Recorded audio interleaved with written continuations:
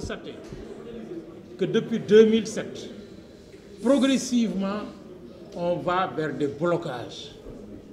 Dans la sous-région, un pays frontalier du Sénégal a organisé une élection présidentielle. Le premier tour, entre le premier tour et le deuxième tour, il y a eu 6 mois. À côté, un autre pays a explosé après une élection présidentielle pour connaître une terrible guerre civile qui a hypothéqué, y compris l'avenir du pays et le nôtre.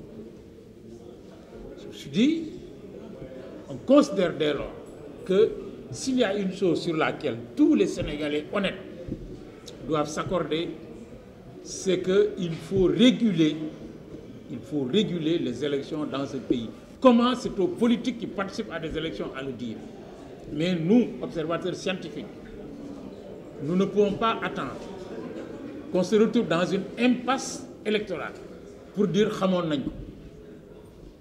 Donc, si tout le monde s'accorde sur le fait qu'il faut réguler les élections pour qu'elles se déroulent de manière correcte, pour qu'à 19h, comme on en a l'habitude dans ce pays, on commence à enregistrer des résultats et qu'avant minuit, chacun sache que X a gagné. Et le lundi, on se retrouve au travail. Il faut qu'on invente un modèle de régulation. Le gouvernement du pays propose une loi qui s'appelle parrainage. Une partie de l'opposition s'accorde avec le gouvernement sur la question. Une autre partie se désolidarise et dit pas de parrainage. Alors, moi, je dis leur position est légitime. Elle est recevable.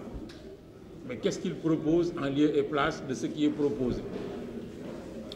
La société civile de notre pays s'est réunie et a cru devoir interpeller les acteurs politiques, notamment le président de la République, chef de la majorité, pour demander qu'il y ait un dialogue.